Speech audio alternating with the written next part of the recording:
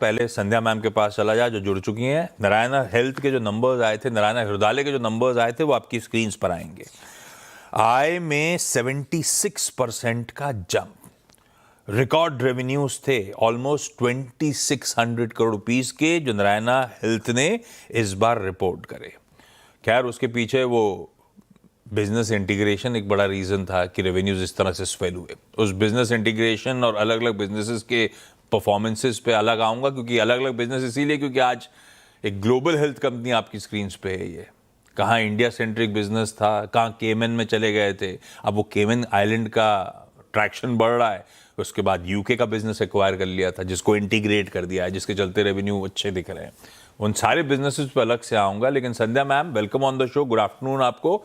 जो स्ट्रीट के लिए थोड़ा सा निगलिंग वरी था, वो मार्जिन कॉन्ट्रैक्शन Q4 में जो आपने रिपोर्ट करा, क्या कारण था? क्या यूके बिजनेस इंटीग्रेशन के चलते वो प्योरली उसका डाइल्यूशन है जो स्क्रीन पे रिफ्लेक्ट हो रहा है, या कुछ स्टिकी इन्फ्लेशन भी है?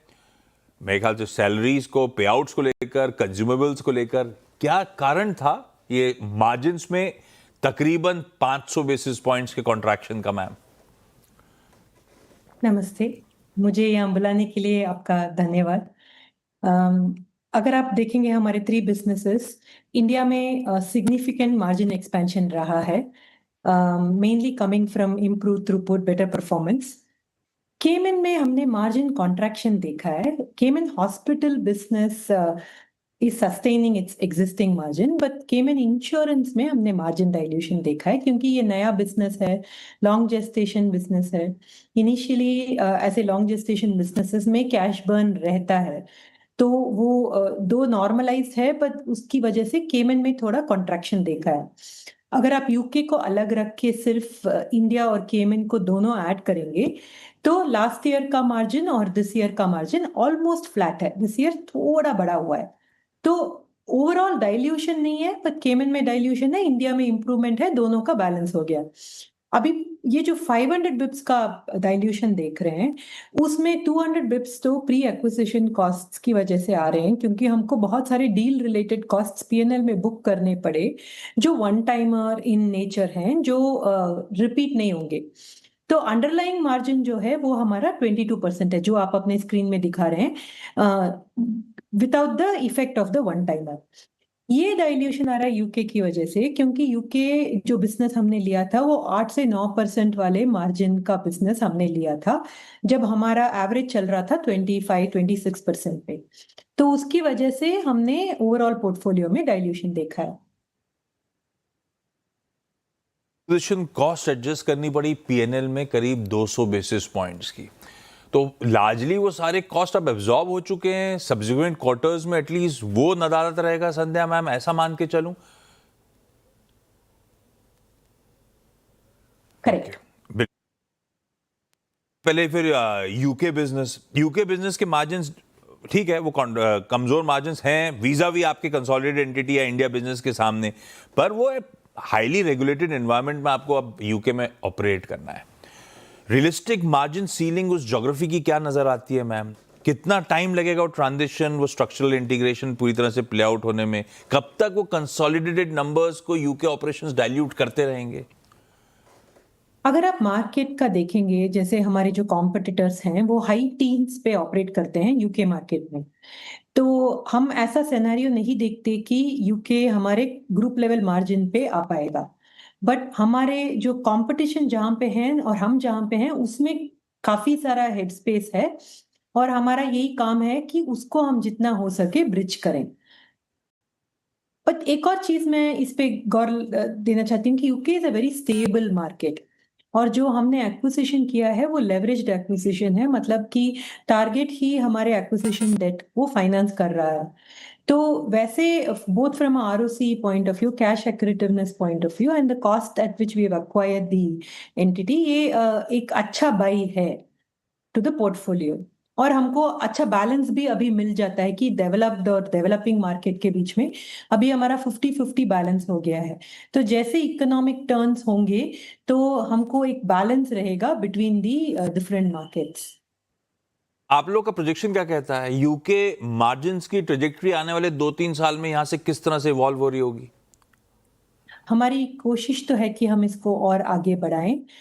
एक पार्ट है कि हमारा जो पेयर मिक्स है यूके में, most of our revenue comes from NHS. NHS government payer बहुत स्टेबल पेयर है, pays on time, very good payer, but उनके रेट्स जो हैं वो कम रहते हैं। तो हम जो हमारे पास एक्स्ट्रा कैपेसिटी है उसको हम प्राइवेट पे से फिल करने की कोशिश कर रहे हैं। हमारा ये उम्मीद है कि हम अगर अपने प्राइवेट पे पोर्टफोलियो को ग्रो कर पाए तो उसमें से हमको मार्जिन इंप्रूवमेंट्स आएंगे। उसके अलावा कॉस्ट में हमेशा हम हमारे पास अपॉर्चुनिटीज रहते हैं और वो अपॉर्चुनिटीज हमको एनकैश करने हैं। की बात हो गई। अब आइए केमन पे, जिसकी आपने बात छेड़ी थी कि आप कह रहे हो हॉस्पिटल का बिजनेस तो बढ़िया कर रहा है वहां पे। मेरे ख्याल से इस बार की वैसे ग्रोथ जो आई है वो सॉलिड आई है, वो इंटीग्रेटेड हेल्थ इंश्योरेंस प्लेटफॉर्म जो है आपका वन हेल्थ केमन की तरफ से आई। पर हाँ, मार्जिन्स प्रॉब्लम थी। वो मैसिव इंश्योरेंस का स्केल अप, अब तक वो ऑपरेशनल प्रॉफिटेबिलिटी स्केल अप वो ट्रांजिशन करता हुआ, ट्रांसलेट करता हुआ नजर नहीं आ रहा। तो ये जो इंश्योरेंस का एक्सप्लोजन ग्रोथ देखने को मिल रही है, ये अब प्रॉफिटेबिलिटी में कब तक कंट्रीब्यूट कर रही होगी? और ये इंश्योरेंस मतलब वन केमन इंश्योरेंस मतलब, जो लोग जैसे अपन बेंगलुरु के लिए अपन ने प्लान निकाला था कि इंश्योरेंस करिए और हमारे साथ ही इंश्योरेंस को बनाइए, आप ये केमन में भी सिमिलर मॉडल अपने अपनाया है क्या? ये वही है क्या? केमन का मॉडल थोड़ा अलग है। केमन हमारा जो इंश्योरेंस है, कैन आई कंटिन्यू? मैं कह रहा हूं मोटा मोटी आइडिया वही है क्या इंश्योरेंस वाला? आइडिया इंडिया का मॉडल एक इंटीग्रेटेड केयर मॉडल है। केमन में अभी हम हमारा जो इंश्योरेंस मॉडल है वो जैसे मार्केट में बाकी इंश्योरेंस कंपनीज ऑपरेट करते हैं, इट्स 100% इंश्योर्ड मार्केट। सो हम बाकी इंश्योरेंस कंपनीज की तरह ही ऑपरेट करते हैं, मतलब कि जो हमारे इंश्योरेंस प्लान में है वो हमारे हॉस्पिटल में भी आ सकते हैं और दूसरे हॉस्पिटल्स में भी जा सकते हैं। उनको कोई रिक्वायरमेंट नहीं है कि सिर्फ हमारे ही हॉस्पिटल में आना है। बट हम क्या कर पा रहे हैं हमारे केमन इंश्योरेंस में, हम एक एफिशिएंट मॉडल बिल्ड कर रहे हैं उस मार्केट में। और जब हम नया ऐसे इंश्योरेंस बिजनेसेस आपने देखे हैं, these are long gestation businesses, तो इनिशियली कैश लॉसेस इन बिजनेसेस में रहते हैं। बट हमारी उम्मीद है कि और 4 क्वार्टर में हम इसको ट्रैक पे ला सकते हैं। अब आइए वो सबसे इंपॉर्टेंट हमारे लिए हाईलाइट और ब्राइट स्पॉट तो इंडिया अर्निंग्स हैं इस क्वार्टर में, जो आपने भी अपफ्रंट हाईलाइट करा मैम। अच्छी ग्रोथ, मार्जिन्स में बढ़िया एक्सपेंशन, और आपने कहा इंप्रूव्ड थ्रूपुट था। इंप्रूव्ड थ्रूपुट मतलब आसान शब्दों में जो बेड्स थे उसकी बेहतर स्वेटिंग हुई, ऐसा मानूं? क्योंकि हमने कोई बेड ऐड नहीं किया पिछले कई सालों में, बट हम बहुत ज्यादा वॉल्यूम उसमें प्रोसेस कर पा रहे हैं। उसके अलावा हमारे जो हायर वैल्यू प्रोसीजर्स या पॉटनरी प्रोसीजर्स हैं वो भी काफी बड़े हैं। फॉर एग्जांपल, हमने इस साल इंडिया में highest number of robotic cardiac surgeries किए हैं, highest number of bone marrow transplants किए हैं पीडियाट्रिक में, highest number of paediatric cardiac surgeries किए हैं। सो जैसे हमारा जो हायर वैल्यू प्रोसीजर्स का वैल्यू क्वांटम बढ़ता है, तो उससे भी हमको बेनिफिट आया है हमारे रियलाइजेशन और मार्जिन में। बेड्स नहीं जोड़े, उनसे यूटिलाइजेशन बेहतर हो रहा था। आप कह रहे हो प्रीमियम कॉम्प्लेक्स सर्जरीज में, इसका मतलब वो कार्डियक हुआ, ऑन्कोलॉजी हुआ, उस तरफ शायद रुझान बढ़ रहा हो। आपने कुछ प्राइस हाइक्स भी लिए थे क्या साथ साथ जो इंडिया बिजनेस में? ऐसा हुआ क्या? एटलीस्ट टीयर 1 में प्राइस हाइक्स लिए क्या? हम हर साल 1 जनवरी को प्राइस हाइक लेते हैं। Normally it is a very low single digit price hike जो हम लेते हैं, which is just to offset inflation partially, क्योंकि हम पूरा इन्फ्लेशन का प्रेशर पास ऑन नहीं करते कस्टमर्स पे, हम अपने एफिशिएंसी से इन्फ्लेशन को काउंटर करने की कोशिश करते हैं, पर थोड़ा सा हमको लेना पड़ता है। तो very low single digit price hike हर साल लेते हैं, इस साल भी हमने लिया है। अब वो आपने लास्ट टाइम भी जब चर्चा हुई थी मेरे ख्याल से कहा था कि हर साल फर्स्ट को हम प्राइस हाइक लेते हैं, तो फिर मतलब Q4 के नंबर्स में प्राइस हाइक का भी कुछ हद तक इम्पैक्ट आया होगा। अच्छा, हमने Right. खूब एग्रेशन दिखाया है नारायण हेल्थ ने, केमैन में एक्सपेंशंस करे, उसके बाद यूके बिजनेस एक्वायर करा, इस बीच थोड़ा सा बैलेंस शीट पे डेट स्वेल होता हो, हालांकि डेट इक्विटी कंफर्टेबल 0.5 के आसपास या 0.49 टाइम्स के आसपास है। क्या प्लान है नारायणा मैम? आप तो ग्रुप सीएफओ हो, कंफर्टेबल हो इस तरह के एमएनए, इस तरह के डेट लेवल से? अभी भी एमएनए को एग्रेसिवली पुश करने का मन है, या अब केपेक्स इंजन थोड़ा सा गर्म हो गया है, थोड़ा सा कूल ऑफ का टाइम आ गया है? कैसे अप्रोच कर रहे हो आप लोग? अभी तो हम बोरोइंग साइकिल में ही हैं। हमने इंडिया में 3000 करोड़ का कैपेक्स एक्सपेंशन प्लान अनाउंस किया है। तो उसका debt, most of it is debt funded, तो उसका पूरा effect of the debt will come on the balance sheet. हमारे डेट जो हम डिजायर डेट है उसके, और हम जहाँ पे हैं काफी हेड स्पेस है। Debt is a good lever of growth. तो अगर हमको ग्रोथ चेस करना है तो थोड़ा हमारा डेट का एपेटाइट बढ़ाना पड़ेगा, जो हमने किया है। बट हम ओवरऑल काफी डिसिप्लिन्ड है in terms of how far we will go in terms of our ratios, whether it is debt EBITDA और whether it is debt to equity। तो वो रेशियोज हम ब्रॉडली विद इन नॉर्म्स रखेंगे, पर हम definitely expansion कर रहे हैं इंडिया में।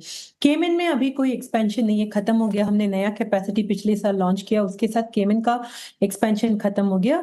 यूके अभी मार्केट नया है, तो हमको वो पूरा प्लान नहीं है कि हम आगे क्या करेंगे कैपेसिटी के बारे में। अभी हमको फोकस करना है कि हम बिजनेस को पूरी तरह समझें और उसमें कैसे इंप्रूवमेंट लेके आ पाए।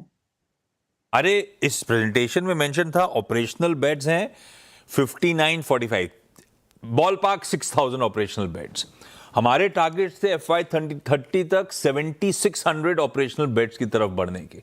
वो लार्जली 29-30 में ही आ रहा होगा ना, बीच का फेज तो ये 2 साल तो आप इन्हीं बेड्स के साथ शायद बेहतर थ्रूपुट डिलीवर करोगे, ऐसा मानू ना? हाँ जी, एक फैसिलिटी कमीशन हो रहा है अगले महीने, पर वो बहुत छोटा है। तो आप ऐसा मान सकते हैं कि अगले 2 साल तक हम इसी में थ्रूपुट इंप्रूव करके ग्रोथ डिलीवर करने की कोशिश करेंगे। और संध्या मैम, नंबर्स अच्छे थे और थोड़ा सा इंटीग्रेशन इश्यूज होंगे। FY 26 में रेवेन्यूज 42% का जंप, EBITDA 25% का जंप, और मार्जिन आए, एग्जिट मार्जिन 22% पे।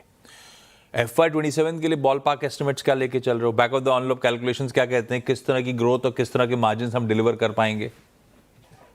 हम फॉरवर्ड लुकिंग गाइडेंस तो दे नहीं सकते, बट क्योंकि कैपेसिटीज ऐड नहीं हो रहे हैं किसी भी ज्योग्राफी में, तो ग्रोथ ऑर्गेनिक ही रहेगा। मार्जिन्स में India I think has consistently delivered margins. तो इंडिया में हम एक और कोशिश करेंगे कि हम आगे क्या कर सकते हैं। केमन आई थिंक ये लेवल पे सैचुरेट होगा। जो दो हमारे CIHL के जो लॉसेस हैं, जो इंश्योरेंस कंपनी के जो लॉसेस हैं, वो हम कम करने की कोशिश करते हैं। यूके में मार्जिन इंप्रूवमेंट की उम्मीद है हमको। तो ओवरऑल इन सबको मिला के बेहतर मार्जिन्स की ही हम कामना रखते हैं। ये सारे बेड ऐड कर रहे हो, इसमें भोपाल नहीं? आपके देवी शेट्टी सर को और संध्या मैम को भोपाल पसंद नहीं है क्या? आपने पिछली बार भी पूछा था। हाँ, तो आपने अभी तक जवाब नहीं दिया है ना। Sandhya ma'am, thank you so much आज जुड़ने के लिए। कांग्रेचुलेशन डिसेंट नंबर्स पे। अब 27 का मैपिंग करते चलेंगे आपके साथ।